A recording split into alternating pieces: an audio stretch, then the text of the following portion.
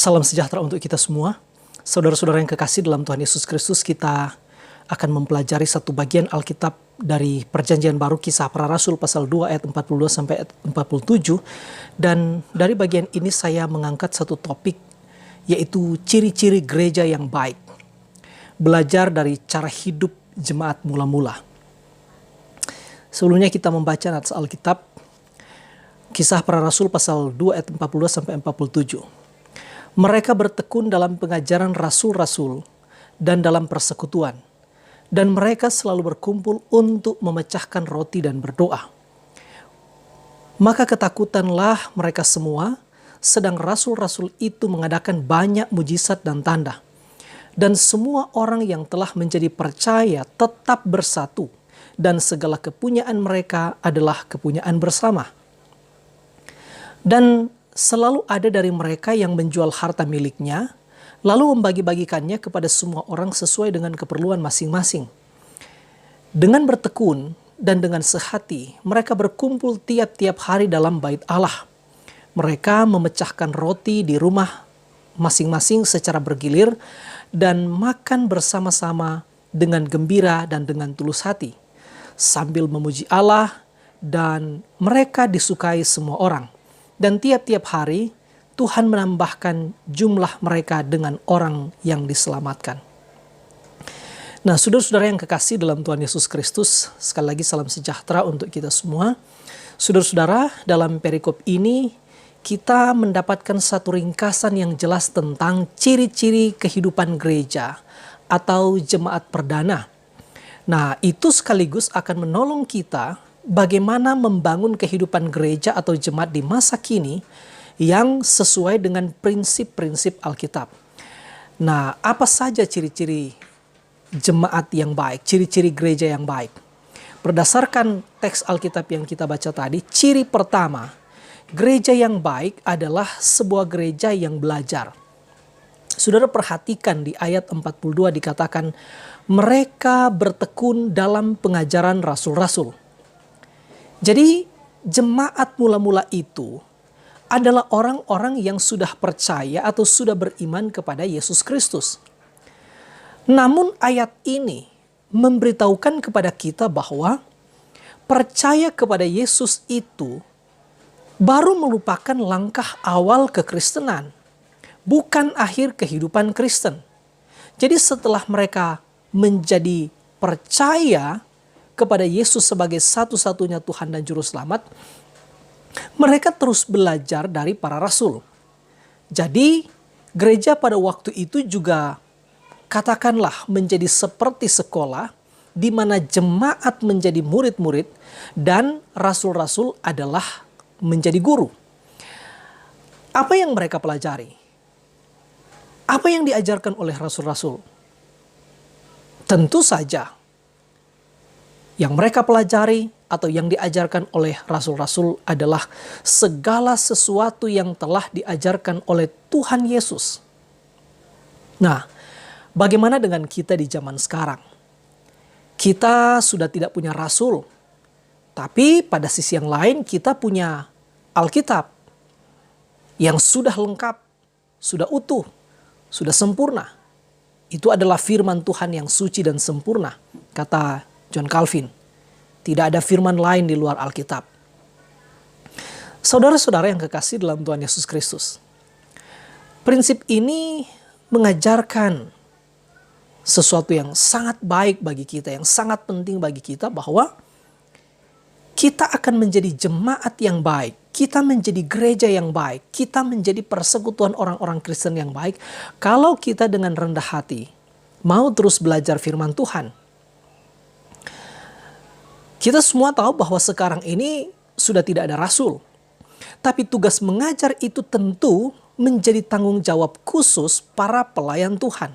Misalnya para pendeta, pastor, gembala, guru agama, penatua, diaken, atau orang-orang yang mendapat tugas khusus di dalam gereja. Misalnya para guru sekolah minggu.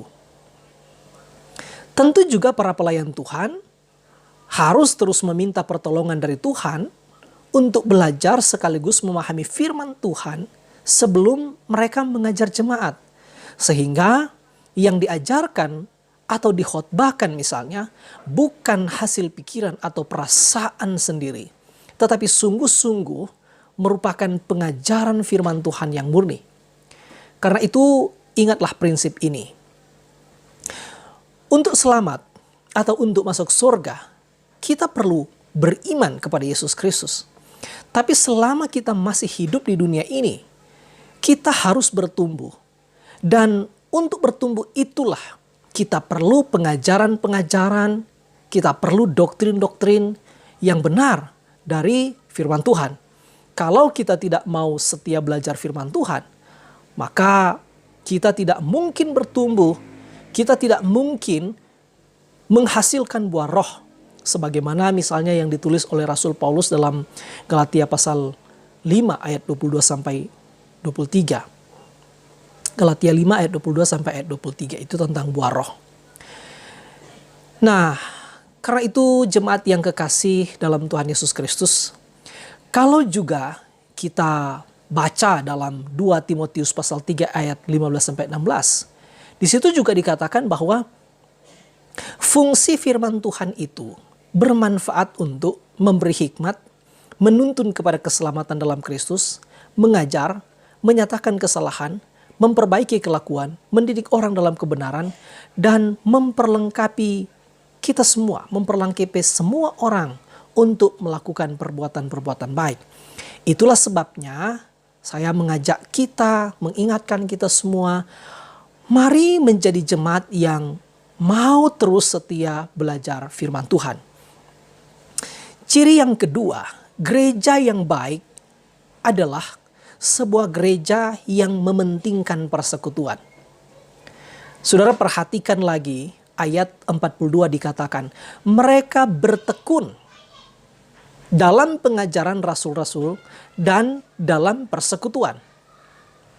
Saudara, kita garis bawahi kata persekutuan. Nah, saudara-saudara yang kasih dalam Tuhan Yesus Kristus, bagi saya berpendapat bahwa persekutuan itu dapat diibaratkan dengan tumpukan kayu api.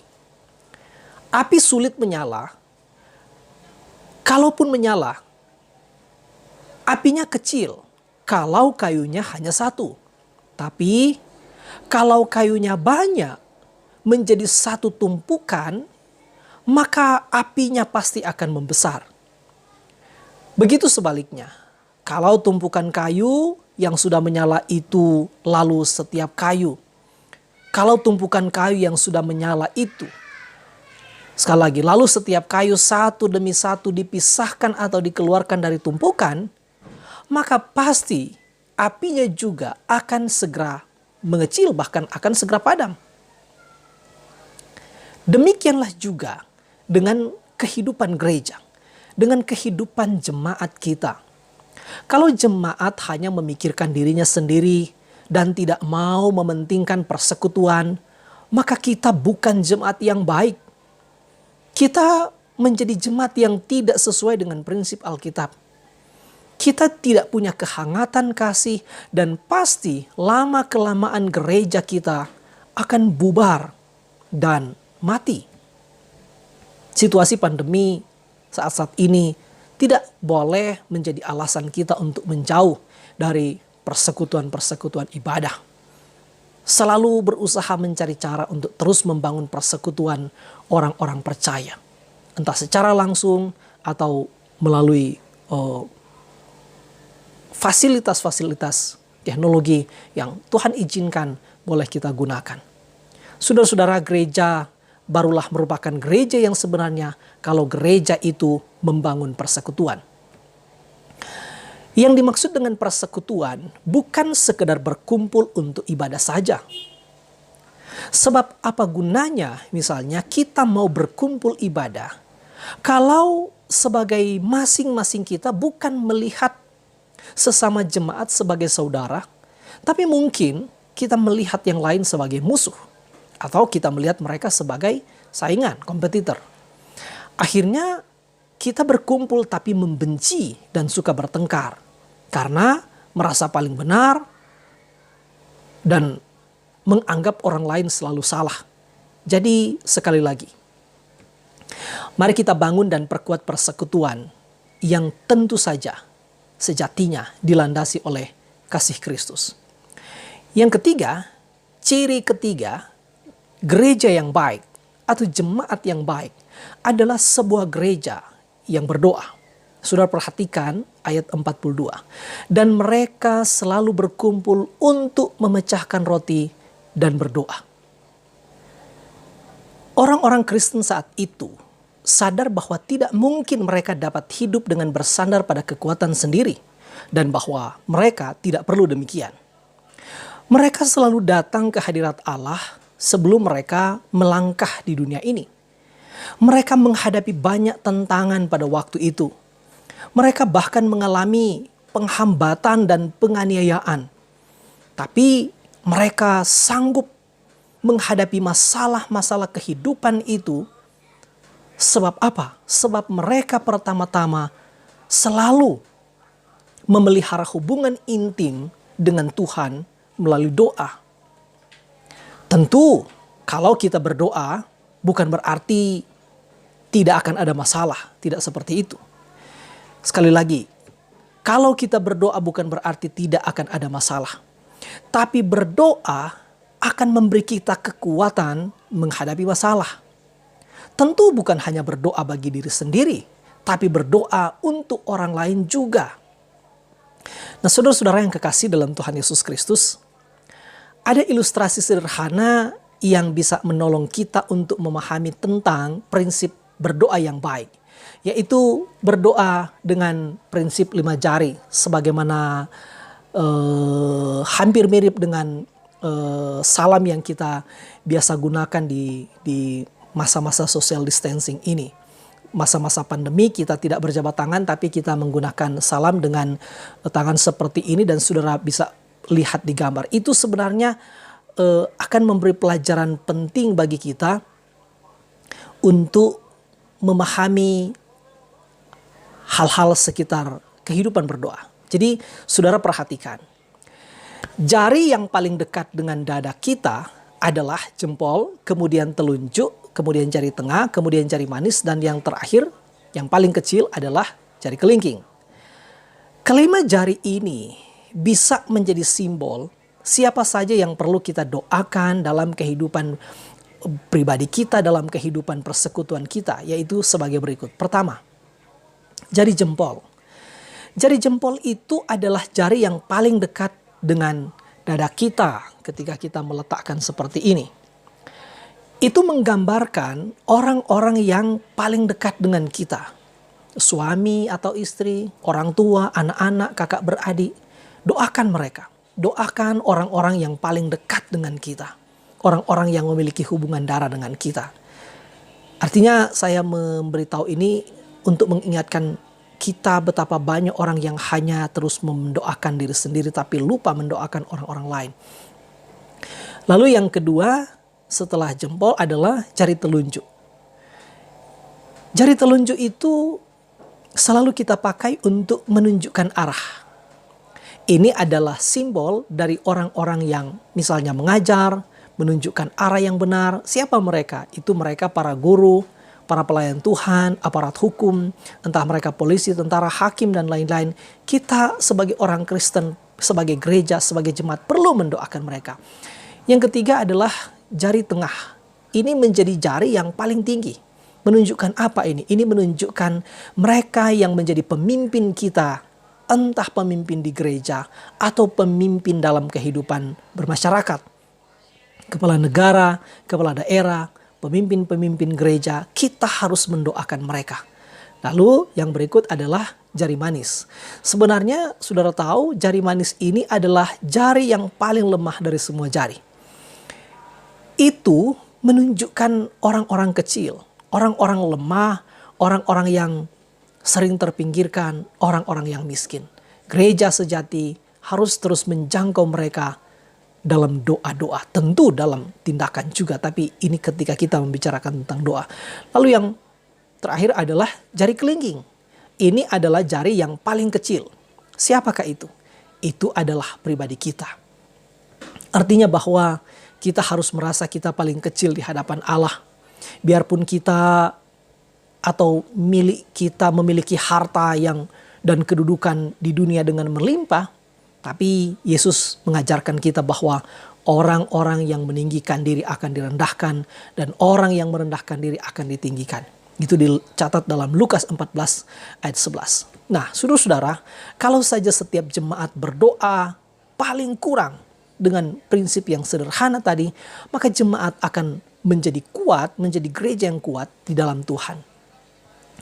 Ciri keempat, gereja yang baik adalah gereja yang menunjukkan rasa hormat. Saudara perhatikan kalimat yang muncul di ayat 43. Ditulis begini, maka ketakutanlah mereka semua, sedang rasul-rasul itu mengadakan banyak mujizat dan tanda. Saudara-saudara, dalam ayat 43 kata yang dipergunakan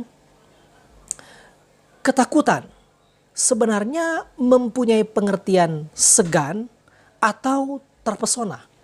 Artinya jemaat mula-mula itu dikatakan baik karena mereka menghormati, mereka segan kepada para rasul sebagai pemimpin jemaat dan pengajar firman Tuhan.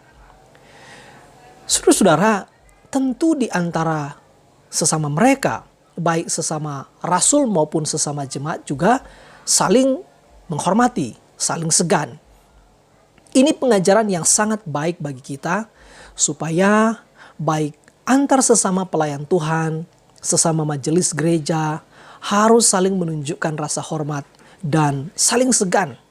Demikian jemaat yang baik. Biarpun jemaat misalnya lebih tinggi pendidikan dari para pelayan Tuhan atau majelis dalam gereja itu, harus tetap menunjukkan rasa hormat kepada orang-orang yang Tuhan pilih sebagai pelayan khusus atau sebagai majelis gereja. Tapi tentu majelis juga tidak boleh gila hormat. Artinya selalu menuntut untuk dihormati karena misalnya dia majelis. Memang para pelayan Tuhan harus menunjukkan keteladanan hidup yang saleh. Ini prinsip yang tidak boleh ditawar. Sekalipun kita berpendidikan tinggi, rendah hatilah untuk tetap menghormati para pelayan Tuhan atau majelis gereja, sekalipun mungkin sekolahnya cuma tamat SD. Itu orang bijaksana. Jemaat yang membangun prinsip ini pasti diberkati oleh Tuhan. Amin. Nah, ciri kelima dari gereja atau jemaat yang baik adalah sebuah gereja yang berbagi. Nah, saudara perhatikan ayat 44 dan ayat 45 dikatakan begini, dan semua orang yang telah menjadi percaya tetap bersatu dan segala kepunyaan mereka adalah kepunyaan bersama. Dan selalu ada dari mereka yang menjual harta miliknya lalu membagi-bagikannya kepada semua orang sesuai dengan keperluan masing-masing. Nah, saudara-saudara, orang Kristen yang baik adalah orang Kristen yang suka berbagi dengan orang-orang lain yang berkekurangan. Ada ungkapan mengatakan, kenapa Tuhan memberi kita dua tangan? Sebab satu tangan untuk menerima dari Tuhan dan satu tangan lagi untuk memberi bagi sesama.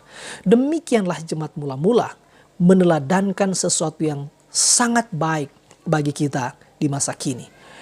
Ciri keenam, gereja yang baik adalah sebuah gereja yang menyembah Allah. Saudara perhatikan sekali lagi ayat 46. Dengan bertekun dan dengan sehati mereka berkumpul tiap-tiap hari dalam bait Allah. Jadi jemaat mula-mula itu mengajarkan kita bagaimana mereka tidak pernah lupa untuk datang ke rumah Allah. Saudara-saudara tentu ingat juga dalam Ibrani pasal 10 ayat 25 dikatakan, janganlah kita menjauhkan diri dari pertemuan-pertemuan ibadah kita seperti dibiasakan oleh beberapa orang, tapi marilah kita saling menasehati dan semakin giat melakukannya menjelang hari Tuhan yang mendekat. Kemudian ciri ketujuh dari gereja yang baik adalah sebuah gereja yang bersukacita. Saudara-saudara coba perhatikan lagi ayat 46. Dengan bertekun dan dengan sehati mereka berkumpul tiap-tiap hari dalam bait Allah, mereka memecahkan roti di rumah masing-masing secara bergilir dan makan bersama-sama dengan gembira dan dengan tulus hati. Setiap kita, sama seperti jemaat mula-mula, pasti tidak luput dari tantangan, dari kesulitan, bahkan penderitaan. Tapi ayat ini, saudara-saudara, mengajarkan kita untuk tetap bersuka cita. Tapi ingat, sukacita yang sejati adalah sukacita di dalam Tuhan. Orang yang bersuka cita adalah orang yang juga selalu mengucap syukur kepada Allah dalam keadaan apapun. Tetapi percaya kepada Allah, tetap percaya kepada Allah. Walaupun mungkin ada doa-doa yang belum dijawab. Jadi sekali lagi, orang yang bersuka cita adalah orang yang tetap bersyukur kepada Allah dalam keadaan apapun, tetap percaya kepada Allah walaupun ada doa-doa yang mungkin belum dijawab. Kehidupan Kristen yang bersuka cita dan mengucap syukur senantiasa akan menjadi kesaksian yang indah bagi orang-orang yang belum mengenal Kristus. Amin. Ciri yang ke-8, gereja yang baik. Ini poin terakhir. Bahwa gereja yang baik atau jemaat yang baik adalah gereja yang disukai orang lain. Nah, saudara perhatikan ayat 47. Sambil memuji Allah dan mereka disukai semua orang. Dan tiap-tiap hari Tuhan menambah jumlah mereka dengan orang yang diselamatkan. Saudara-saudara yang kasih dalam Tuhan Yesus Kristus, apa yang membuat jemaat mula-mula itu disukai semua orang? Yang membuat mereka disukai semua orang, termasuk disukai orang-orang yang belum percaya kepada Yesus Kristus, bukan karena jemaat mula-mula itu rajin mencari muka. Tidak. Mereka disukai karena mereka hidup benar di hadapan Allah dengan hidup melakukan 7 poin yang saya sebutkan di atas tadi. Jadi bukan karena mereka cari muka, bukan karena mereka berusaha menyenangkan semua orang, tapi mereka disukai semua orang karena mereka hidup berdasarkan standar-standar kebenaran di hadapan Allah. Ini menjadi penting. Nah, saudara-saudara, setelah mereka disukai semua orang, maka ada kalimat yang perlu kita perhatikan di akhir ayat 47 dikatakan, dan tiap-tiap hari Tuhan menambah jumlah mereka dengan orang yang diselamatkan. Ini mengajarkan kita bahwa salah satu kunci berkembangnya gereja, bertambahnya jiwa-jiwa yang diselamatkan dan menjadi anggota baru dalam gereja, yakni kalau kita mau sungguh-sungguh melakukan hal-hal yang saya sebutkan di atas tadi. Itu menjadi kesaksian kita. Tentu mereka juga mengerjakan pekerjaan-pekerjaan penginjilan. Tapi sambil mereka mengerjakan pekerjaan-pekerjaan penginjilan, tapi mereka juga hidup secara benar dalam moral yang baik. Itu yang menjadi kesaksian bagi banyak orang di waktu itu, tapi juga mengajarkan kepada kita untuk terus bersaksi bagi dunia di zaman ini dimanapun kita berada. Dengan kata-kata kita mengabarkan Injil, tapi juga dalam tindakan kita menjadi teladan dalam semua perbuatan baik. Sekali lagi, dengan kata-kata kita mengabarkan Injil dan dalam tindakan kita menjadi teladan dalam semua perbuatan baik. Itulah gereja yang baik. Terpujilah Tuhan untuk selama-lamanya. Amin.